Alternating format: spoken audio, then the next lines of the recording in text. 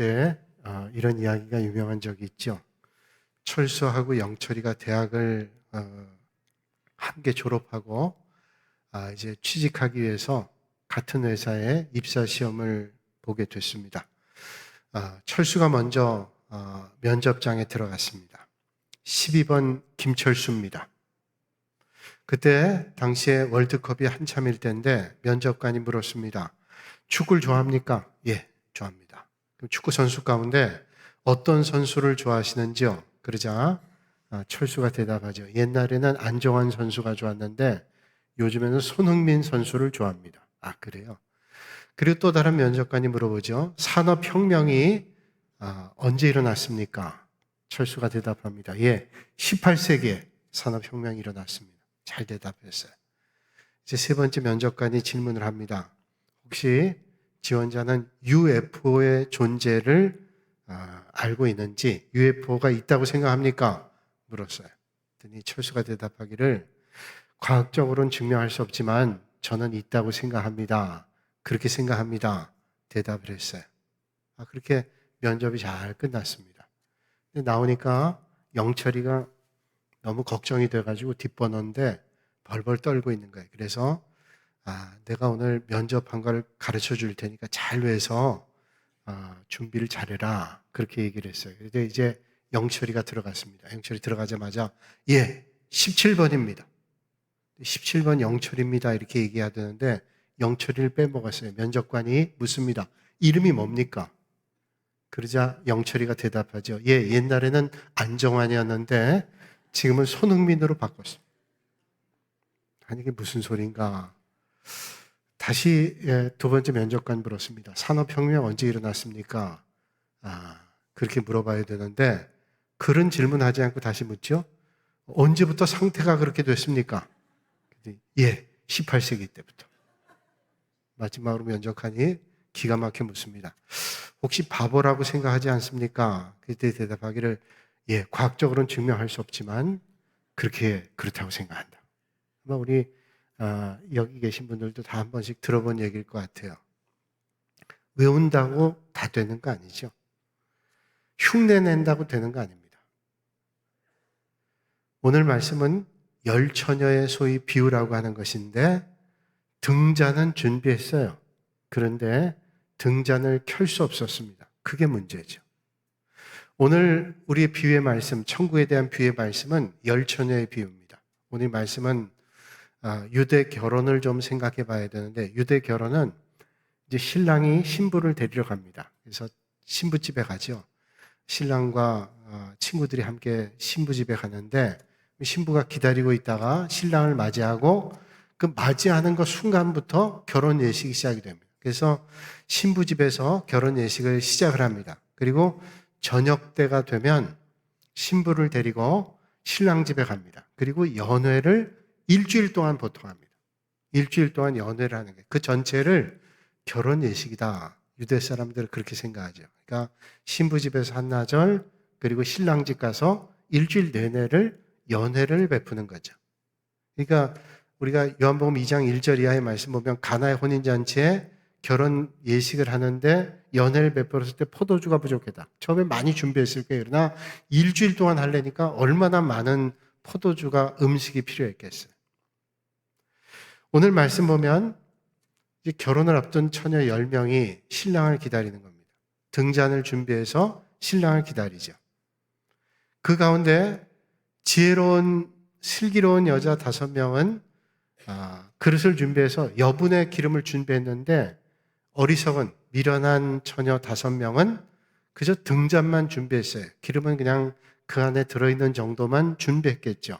근데 무슨 일이 있는지 신랑 일행이 오지 않는 겁니다. 한참을 기다려도 오질 않아요. 그러다가 기다리다 지쳐 잠에 들었는데 한밤중 깊은 때 신랑이 온다는 소식이 들립니다. 그래서 급하게 등잔을 가지고 나가는데 이미 그동안 등잔에 기름이 다 소모된 거예요. 그래서 준비하지 못했던 등잔만 준비했던 처녀 5은 등잔에 여분 기름을 준비했던 슬기로운 처녀 5에게 부탁을 하죠. 그 기름 나눠 쓰자고. 우리 거 가지고 부족하다 그러니까 슬기로운 처녀들이 얘기합니다. 이거 가지고는 우리도 부족하고 당신들도 부족할 테니 차라리 빨리 가서 가게 가서 사오는 게 어떻겠냐. 그 말이 타당해요. 그래서 가게 갔습니다. 갔다 왔는데 이미 신랑은 들어왔고 결혼식장의 문은 닫히고 이제 함께 결혼 예식에 참여할 수 없었단 말이죠. 그렇다면 오늘 이 말씀은 어떤 걸 말씀하는 걸까요? 마지막 때, 종말 때 천국의 모습을 말씀합니다. 마지막 때 주님께서 이 땅에 재림하실 때 이런 일들이 얼마든지 일어날 수 있다는 거예요. 그리고 마지막 때를 잘 준비해야 될 것을 말씀해 줘요. 항상 준비해야 마지막 때 결혼 예식에 참여할 수 있지. 그렇지 않으면 문 닫히고 난 다음에는 천국에 들어갈 수 없다라고 하는 것을 말씀해 주는 거죠. 그렇다면 왜 이 비유를 오늘 말씀해 주고 계실까요? 우리가 비유의 말씀을 정확하게 하기 위해서는 그 본문 말씀 이전에 있는 말씀을 잘 살펴봐야 돼요. 그럼 마태복음 24장 3절에 이렇게 말씀합니다. 예수께서 감람산 위에 앉으셨을 때 제자들이 조용히 와서 이르되 우리에게 이르소서 어느 때에 이런 일이 있겠사오며 또 주의 임하심과 세상 끝에는 무슨 징조가 있사오리까? 제자들이 묻습니다. 겟세마네에 있는 주님께 묻죠. 감람산에 주님께 묻습니다. 이 물음에는 우리가 가만 보면 제자들이 종말 때가 온다는 걸 알고 있었습니다. 그에 대해서 믿음이 전혀 흔들리지 않았어요. 종말 때가 오는데 어떤 때 오냐? 시기의 문제가 그들에게 가장 큰 문제예요. 언제 오냐? 그때 마지막 때 어떤 징조가 있느냐라고 하는 것을 주님께 묻는 거죠. 그래서 주님께서 그것에 대해서 바로 가르쳐 주기 위해서 오늘 말씀을 주고 있습니다. 그래서 오늘 말씀의 비유에서 가장 중요한 말씀의 키는 5절에 있습니다. 5절 말씀을 보니까 신랑이 더디옴으로 예상했던 때 오면 문제가 없습니다. 등잔에 기름을 많이 준비했던 적게 준비했던 문제 없어요. 그런데 문제는 신랑이 더디었다는 거예요. 여러분 예수님께서 언제 오시겠다고 말씀하시고 오시면 아무 문제 없어요. 그런데 우리가 생각했던 것보다 너무 늦게 오거나 너무 빨리 올 때 문제가 생기지 않겠어요? 열 처녀 다 신랑이 온다는 걸 믿었고 기다리고 있었습니다. 그런데 문제는 5 처녀는 기름을 준비하지 못했고 슬기로운 처녀 5은 여분의 기름을 준비했다는 거예요. 오늘 이 말씀 통해서 우리가 깨달을 수 있는 것은 신앙의 성숙은 잘 기다리는 데 있다는 거예요. 많은 사람들이 기다립니다. 그런데 잘 기다리지를 못해요. 우리가 성숙한 신앙, 좋은 믿음은 뭐냐? 하나님의 말씀을 믿고 잘 기다리는 거예요. 사실 많은 성도들이 오늘 예수 믿죠. 은혜도 받고 하나님의 약속의 말씀도 받았습니다. 응답도 받습니다. 근데 은혜도 받고 약속도 받고 하나님 말씀을 믿는다고 하면서 그 응답이 이루어질 때까지 기다리지를 못하는데 문제가 있다는 거예요. 고린도전서 15장 6절 말씀 보면 이런 말씀이 있죠. 그 후에 500여 형제에게 일시에 보이셨나니. 자, 500여 형제에게 일시에 보이셨다. 예수님께서 부활에 대한 말씀이에요. 예수님께서 부활하시고 제자들 몇 사람에게 나타나고 제자들에게 다 나타나시고 난 다음에 500여 성도에게 나타났습니다. 그들에게 예수님께서 말씀하시죠. 부활을 목격한 사람들에게 예루살렘을 떠나지 말고 너희들 기대해라. 그리고 성령님께서 너희와 함께 할 거다. 성령님 보내주시겠다고 말씀했어요. 부활의 주님 만나고 주님의 말씀을 들었습니다. 그런데 사도행전 1장 15절 말씀을 보면 이런 말씀이죠. 모인 무리가 120명이나 되더라. 예수님께서 부활하시고 500여 명의 성도들에게 이제 성령을 보내주시겠다고 말씀했는데 사도행전 1장의 말씀 보니까 모인 무리가 120명이에요. 그 120명이 성령님의 임재하심을 봤어요. 그렇다면 500여 성도가 주님의 말씀을 들었어요. 예루살렘 떠나지 말고 성령님 오심을 기다려라. 그런데 500명 넘는 성도들 가운데 120명만 남아있고 나머지 380명이 넘는 사람들은 다 어디로 갔을까요? 하나님의 약속의 말씀을 듣고 부활의 주님을 받지만 주님의 약속의 말씀을 기다리질 못하고 갈릴리로 돌아갔습니다. 저들은 부활을 목격하고 은혜도 받고 예루살렘에 기다리라는 말씀도 받았습니다. 그렇게 하리라고 다짐도 했습니다. 그러나 기다리지를 못했어요. 실패한 거죠. 그러나 끝까지 하나님의 약속의 말씀을 기다린 사람은 성령님의 오심을 받습니다. 오늘 이 아침에 사랑하는 주의 백성들 여러분들이 하나님의 약속의 말씀을 잘 믿어 끝까지 기다리시는 축복이 있기를 주님의 이름으로 축복합니다. 우리 살다 보면 문제를 만나죠. 문제 없는 사람 아무도 없어요. 그래서 말하기를 문제 없는 사람들이 있는 건 세상에 없어요. 딱 한 군데 있는데 공동묘지에만 문제가 없대. 다 죽으니까 문제가 없대. 그러니까 살아있는 사람은 다 문제가 있죠. 근데 그 문제를 어떻게 바라보느냐에 따라서 시각에 따라서 그 문제가 아니라 하나님의 은혜가 될 수 있다는 거예요. 마더 테레사 수녀는 이런 말을 했습니다. 나는 문제를 문제로 보지 않고 문제를 선물로 봅니다. 그 문제를 해결하는 가운데 하나님의 큰 은혜를 만날 수 있기 때문에 마더 테레사는 문제를 문제로 보지 않고 선물로 본대요. 그런 영적 시각이 필요하다는 거예요. 기다리지 못하면요, 자꾸 확인하려고 합니다. 자꾸 확인하려고 해요. 시편 40편 1절에 이렇게 말씀하죠. 내가 여호와를 기다리고 기다렸더니 귀를 기울이사 나의 부르짖음을 들으셨도다. 나를 기가 막힐 웅덩이와 수렁에서 끌어올리시고 내 발을 반석에 두사 내 걸음을 견고하게 하셨도다. 어떻게 기다려요? 기다리고 기다렸대요. 여러분, 성경에 반복된 말씀은 아주 분명한 거죠. 여러 번 기다리고 기다렸어요. 이 기다리고 기다렸다는 말은 끝까지 기다렸다는 거예요. 120명의 초대교회 성도들은 끝까지 기다려 하나님의 약속의 말씀이 이루어지는 성령님의 임재를 받습니다.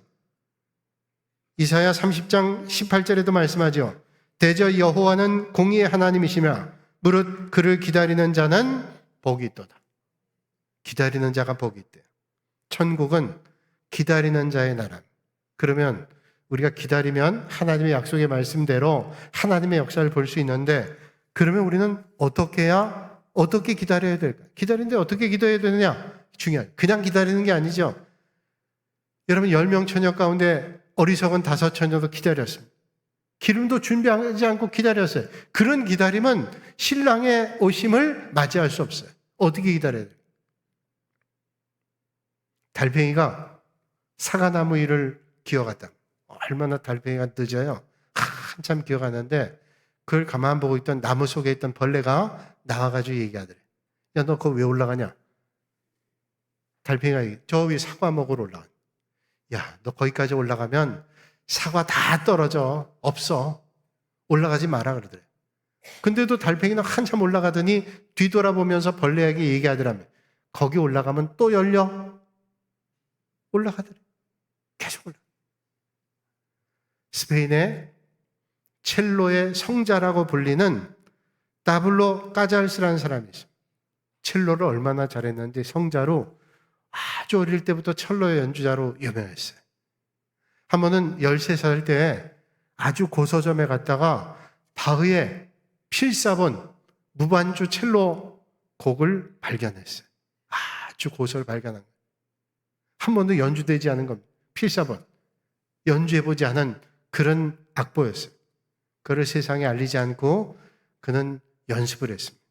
바흐의 작품 연습했어요. 무려 12년 동안 25살에 아주 명작 바흐의 무반주 첼로 연주곡을 그가 완벽하게 소화해서 연주했습니다.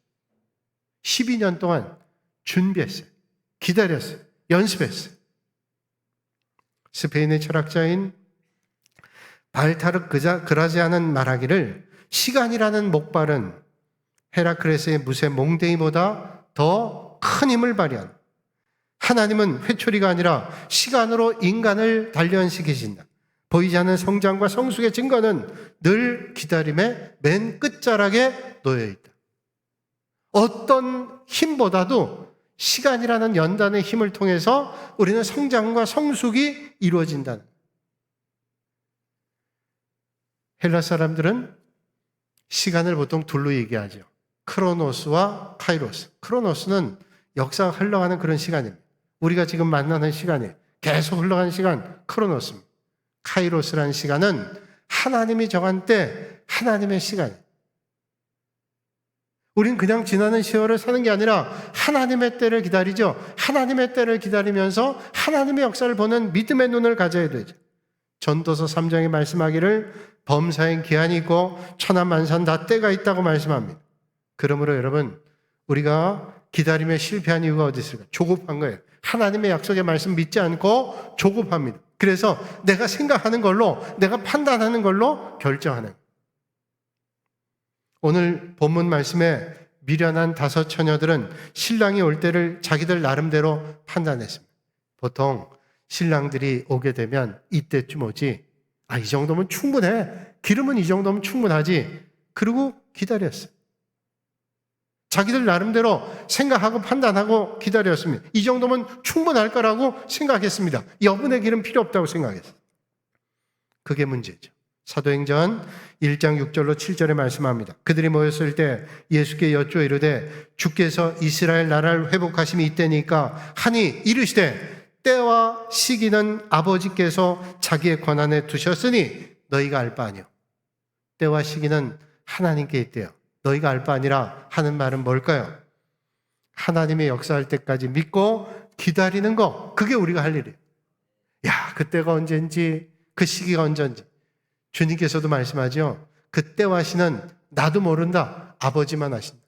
신학적으로 얘기하면 어떻게 하나님이신 예수 그리스도께서 주님이 이 땅에 오실 날을 알지 모르시겠어요?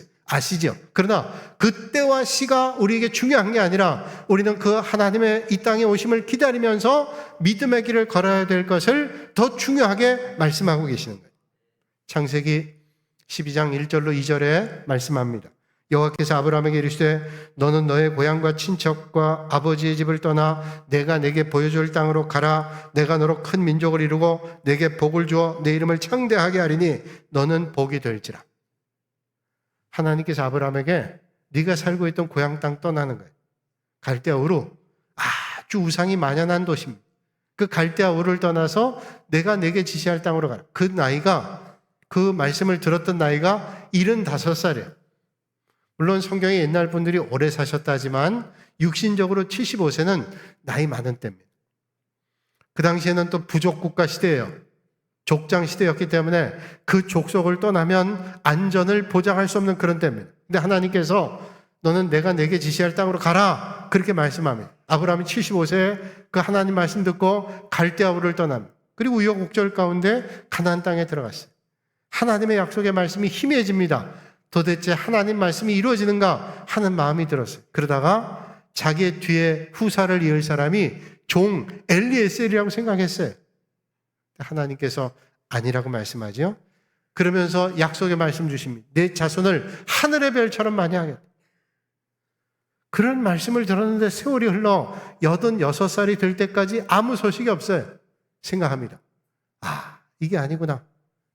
그때 사라가 아브라함에게 제안합니다. 내 몸종 하가를 통해서 자식을 벼십시오. 그래서 낳았던 자식이 이스마엘이죠. 기다림에 실패했습니다. 그러나 99세에 하나님께서 다시 아브라함에게 나타나 말씀하십니다. 네가 사라를 통해 아들을 낳을 것이다. 99살. 사라를 통해 아들을 낳는. 사라는 89살. 도저히 물리적으로 육체적으로 불가능합니다. 근데 하나님께서 낳게 하시겠다는 거예요. 그때 아브라함이 웃었습니다. 사라도 웃었습니다. 왜 웃었을까요? 불가능하지. 이거는 웃을 일이야, 안 될 일이야 하고 웃었습니다. 여러분, 이때 하나님께서 하신 말씀을 기억하십니까? 여호와께서 아브라함에게 이르시되 사라가 왜 웃으며 이르기를 내가 늙었거늘 어떻게 아들을 낳으려 하느냐? 여호와께 능하지 못할 일이 있겠느냐? 너희들 왜 웃었냐? 하나님께서 능하진 못할 일이 있겠느냐? 사라를 통해서 아들을 낳을 것이다 말씀해 주시죠. 아브라함의 잘못이 뭘까요? 자기의 마음대로 때와 기한을 생각했고 자기의 생각대로 판단하며 결정했어요. 안 될 거다. 근데 여러분, 하나님은 그런 아브라함과 사라를 향해 말씀하죠. 하나님께서 할 수 없는 일이 있겠냐? 말씀하시는 거예요. 웰버트 체프만이라는 목사님 계신데 구세군을 창시한 윌리엄 부스 목사님 인생의 말년, 이제 살 날이 얼마 남지 않아서 우리말로 얘기하면 신방을 갔어요. 그리고 윌리엄 부스 목사님께 얘기했습니다. 목사님, 어떻게 목사님은 평생 이렇게 귀한 성직의 길을 이렇게 잘 가실 수 있었습니까? 그 비결을 좀 알려주시면 후배 목회자인 저도 그 길을 잘 갈 수 있겠습니다. 윌리엄 부스가 체프만에게 이런 말을 했습니다. 세상에는 나보다 능력이 많은 사람 참 많습니다. 나보다 실력 많은 사람도 참 많습니다. 나보다 좋은 기회를 만난 사람도 많습니다. 나보다 뛰어난 사람 많아요. 그에 비하면 나는 형편없이 부족합니다. 그런데 나에게 좋은 장점이 하나 있는데 그건 내가 하나님께 맡길 줄 알아요. 나는 능력은 부족하고 실력은 부족한데 하나님께 맡기는 것만 잘합니다. 아마도 그런 맡기는 걸 보고 하나님께서 저를 들어 쓰신 것 같아요. 여러분, 오늘 내 생각으로 주님 따르지 않고 하나님의 뜻으로 주님께 온전히 맡겨 주님을 따르시는 여러분들이 되시기를 주님의 이름으로 축복합니다. 하버드 대학에서 그리고 미국의 예일 대학에서 교수로 있었던 헨리 나우엔이라는 분이 계시죠. 헨리 나우엔이 나중에 인생이 말년에는 카나다에 가서 장애인 하나를 돌보면서 10여 년 있다가 세상 떠났어요. 그 좋았던 예일 대학, 하버드 대학의 그 교수직, 종신 교수직을 다 놓고 가서 장애인 한 사람 돌봤어요. 어느 때보다도 가치 있는 일을 했다고 헨리 나우엔은 그 책에서 얘기합니다. 누군가 헨리 나우엔에게 물었습니다. 믿음이라고 하는 게 도대체 뭔지요? 얼마만큼 믿어야 잘 믿는다고 말할 수 있습니까? 라고 물었어요. 영성신학자니까 아주 좋은 대답을 해주리라고 생각하고 물었습니다. 좋은 믿음이 뭔지, 믿는다는 게 뭔지, 얼마만큼 믿어야 믿는 건지 물었어요. 헨리 나우엔이 그분에게 대답했습니다. 선생님은 서커스를 보신 적이 있는지요? 예, 봤습니다. 그 서커스에 보면 공중그네가 있죠. 공중그네. 공중그네 타고 가서 저쪽에 있는 사람을 탁 잡아주면 건너타는 공중그네. 보셨어요? 예, 봤습니다. 그 공중그네를 탈 때 공중그네를 타는 사람이 상대편 사람의 손을 붙잡기 위해서 정확한 시간에 자기 그네를 놔야 됩니다. 자기 그네를 놔야 상대방의 손을 잡고 건너갈 수 있어요. 그런데 혹시 90%는 믿지만 10% 정도 믿지 못하면 머뭇거립니다. 그러면 절대로 자기가 타고 있는 그네를 놓칠 못합니다. 그걸 놔야 상대방의 손을 붙잡고 건너갈 수 있어요. 놓치면 떨어져요. 우리가 하나님을 믿는다는 것 그거예요. 자기가 붙잡고 있는 걸 놓고 하나님을 붙잡는데 완전히 붙잡는 거예요. 100% 전적으로 붙잡는 거예요. 어떤 상황에도. 어떤 상황이 온다 할지라도 자기가 붙잡는 걸 놓고 하나님을 붙잡는 거, 그게 믿음. 그렇습니다. 하나님의 약속을 기다릴 때 정말로 중요한 것은 뭐예요? 전적으로 믿음.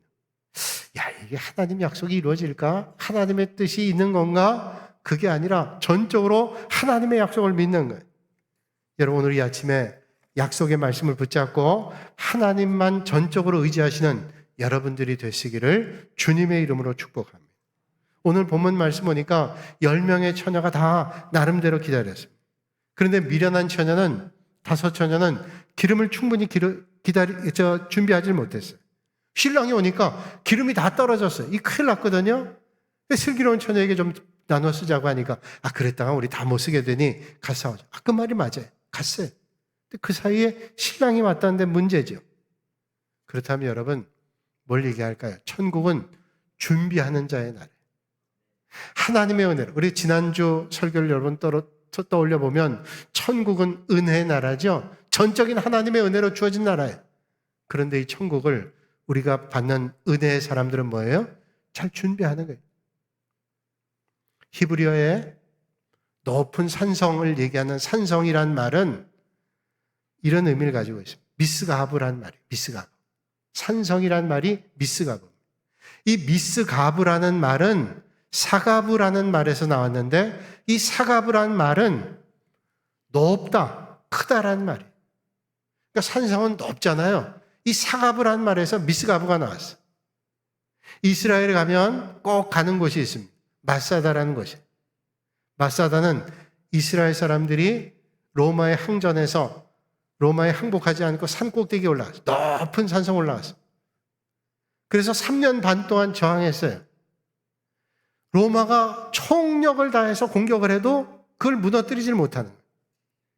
3년 반 동안 꼼짝 못하다가 어떻게 했는가 하면 앞에다 토성을 쐈어요. 토성을 쏴고 그 토성을 통해 넘어가서 무너뜨렸어요. 그러나 마사다에 있는 이스라엘 백성들은 내가 로마에겐 절대로 굴복하지 않겠다. 그래서 거기 있던 사람들 다 차결했어요. 마사다. 이 마사다가 높은 성벽 같지만 그걸 준비한 데는 평안할 때 준비했어요. 평안할 때, 아무런 문제 없을 때 준비했어요. 준비했기 때문에 3년 반 동안을 저항할 수 있었어요. 여러분, 오늘 우리가 영원한 하나님 나라를 소망하며 아무것도 하지 않고 손 놓고 있는 게 아니라 영원한 하나님 나라를 소망하며 믿음의 길을 경주해야 되죠. 오늘 본문 말씀 보면 눈여겨봐야 될 말씀이 있는데 5절의 말씀 보니까 신랑이 덧띄움으로 어떻게 됐어요? 신랑이 덧띄우니까 다 졸며 잘 새했습니다. 지혜로운 사람도 자고 미련한 처녀 5도 잤어요. 슬기로운 처녀 5도 자고 다 잤어요. 그렇죠, 여러분? 피곤하면 다 좁니다. 세상에 몇 날 동안 자지 않고 말똥말똥 눈 뜨고 있는 사람 아무도 없어요. 다 졸며 자죠. 그런데 문제는 졸며 자는 것보다 더 큰 문제가 있어요. 슬기로운 처녀 5은 잘 준비하고 잤습니다. 등잔도 준비하고 여분 기름도 준비하고 그러고 잤어요. 그런데 어리석은 미련한 처녀 5은 준비 하나도 하지 않고 잤습니다. 이게 문제. 오늘 본문 말씀은 우리가 천국 준비하되 적당하게 준비하는 것으로 끝나는 게 아니라 충분하게 준비하는. 사랑하는 여러분, 오늘 우리가 믿음의 길을 걸어갈 때 적당히 여기까지만 우리가 믿음의 길 걷지 않고 우리의 은혜가, 하나님 주신 은혜가 흘러 넘쳐서 주변을 적실 정도로 충만한 은혜로 넘치시기를 주님의 이름으로 축복합니다. 은혜도 넘치고 기도도 넘치고 충성도 넘치고 헌신과 봉사도 넘치고 여러분들의 은혜가 넘쳐서 주변의 사람들에게 그 은혜가 흘러 넘치는 그런 복이 있어야 된다고 말씀합니다. 가까스로 턱걸이에서 천국 갈 게 아니라 충만한 주님의 은혜로 가득 차서 나도 은혜 받고 주변에도 은혜 넘치는 그런 삶을 살기를 원하고 계십니다. 이게 성령 충만이에요. 그러면 성령 충만하기 위해서 어떻게 해야 될까? 오늘 말씀 보니까 깨어 있어야 된다고 말씀합니다. 오늘 본문 13절에 말씀하죠. 그런즉 깨어 있으라. 너희는 그날과 그때를 알지 못하느니라. 깨어 있으라. 아니 너무 피곤해서 졸린데 어떻게 깨어 있어? 이 깨어 있으라는 말은 영적인 깨어 있는 거죠. 육신적인 것뿐만 아니라 영적으로 깨어 있는 거예요. 마틴 루터가 종교개혁하면서 그의 마음속에 늘 담고 주변 사람들에게 했던 아주 중요한 예화가 있습니다. 마귀 가운데 우두머리인 사탄이 마귀 부하들을 모아놓고 어떻게 하면 그리스도인들을 실족하게 할까? 그 영혼을 천국까지 못하게 할까? 계획을 세웠다. 한 번은 마귀 졸개 부하가 이제 광야에서 헤매고 있는 믿음의 성도들에게 가서 사자를 풀어놨대. 그래서 보고합니다. 제가 오늘 광야에서 믿음 생활하는 그 광야의 그리스도인들 다 죽도록 사자를 풀어놨습니다. 사자 가서 그 그리스도인들을 다 갈기갈기 찢어 죽게 했습니다. 그러자 마귀 대장 사단이 얘기했답니다. 그래, 다 죽였는데 그 다음 어떻게 됐냐? 이게 다 죽였는데 저들의 영혼은 천국 갔습니다. 그럼 소용없지. 육신이 죽어도 천국 가면 소용없는 거 아니야. 그러자 배를 타고 기독교 순례지를 떠나고 있는 그리스도인들 향해서 마귀가 다녀왔다 그러면서 풍랑을 줘서 다 배를 뒤집게 해서 다 죽게 했습니다. 사탄 대장이 얘기합니다. 아니 그래서 그 다음에 어떻게 되냐 그랬더니 다 물에 빠져 죽었는데 저들도 주님을 부인하지 않고 천국 갔습니다. 그 무슨 소용이냐? 마지막 졸개 마귀가 사탄에게 와서 보고했다. 저는 지난 10년 동안 어떻게 하면 그리스도인을 넘어뜨릴까 하다가 제가 10년 동안 한 게 있는데 믿음의 성도들이 잠자게 했어요. 영적인 침체에 빠지도록 세상에 집착하도록 영원한 하나님 나라를 보지 않도록 그렇게 영적 침체에 잠을 자게 했습니다. 그때 사탄장이 얘기했다. 잘했다. 그게 망하는 길이에요. 여러분, 깨어있으라는 거 그거예요. 우리가 이 세상에 우리의 눈을 돌리고 영원한 곳에 마음을 뺏기지 않도록 우리가 마귀는 자꾸만 우리를 시험해. 그러니까 우리는 영원한 것을 바라보도록 날마다 하나님을 바라보는 믿음의 길에 서기를 주님은 원하시는. 예수님께서 십자가를 앞두고 겟세마네 동산에서 제자들에게 하셨던 말씀이 있죠. 시험에 들지 않게 깨어있어 기도하라. 마음에는 원이로되 육신이 약하다. 깨어서 기도하라. 우리가 자칫 잘못하면 시험에 빠집니다. 여러분, 우리가 믿음 생활하는데 내가 믿음 좋으니까 끄떡없어. 여러분 조심해야 돼요. 아무리 믿음이 있어도 마귀가 시험하면 흔들릴 수 있어요. 주님을 향한 믿음이 날마다 주님 앞에 가지 않으면 흔들릴 수 있어요. 내가 옛날에 믿음 좋았으니 괜찮지. 절대로 그렇지 않아요. 여러분의 믿음이 날마다 오늘보다 내일 더 뜨거워지실 수 있기를 주님의 이름으로 축복합니다. 물고기는 잠잘 때도 눈을 뜨고 잔대요. 죽을 때도 눈 뜨고 죽는데. 저는 뭐 과학적으로 그 증명을 해보진 못하겠지만 생각해 봅니다. 옛날에 초대교회 당시에 크리스찬들이 로마의 압제를 피해서 다 예배드린 장소를 어디로 갔어요? 카타콤베로 갔어요. 무덤소에 갔습니다. 그래서 그 이탈리아의 그 카타콤 무덤 교회가 뭐 100km 이상 있다 그러죠. 발견된 게 100km 이상인데 발굴 안 된 것까지 하면 수백 킬로 올 거라는 무덤이 지하에 있는 무덤. 거기서 예배를 드려요. 그 예배드린 장소를 가면 아주 캄캄합니다. 축축합니다. 기분 안 좋습니다. 그런데 가끔 켜있는 길을 인도하는 길가에 보면 그 벽에 이런 그림이 있어요. 물고기 그림이 있습니다. 물고기. 그 물고기 우리 알고 있죠. 옛날에 예수 믿는 사람들 자동차 뒤에 물고기 표시 붙여놓죠. 그 안에는 익투스라고 써 있습니다. 익투스란 말은 헬라어로 이니셜을 딴 데 5개 단어입니다. 익투스의 익이란 말은 예수스 크리스토스라는 말이에요. 투에 되는 티읕의 발음은 데오스라는 말이에요. 그 다음에 익투스의 유 모양으로 된 거는 휘오스라는 말입니다. 휘오스. 그리고 소르테리아라는 말입니다. 예수 크리스토스 데오스 휘오스 소르테이아. 이 말은 뭐냐? 예수 그리스도는 하나님의 아들, 우리의 구원자, 이런 말. 그 물고기. 물고기 표시만 있으면 예수 믿는 사람들이야. 그 카타콤 안에 물고기 모양이에요. 여기 예수 믿는 사람들이 여기에 있었다. 예배드린 장소다. 얼마나 격려가 되겠어요. 근데 저는 왜 물고기가 있을까 생각해 봐요.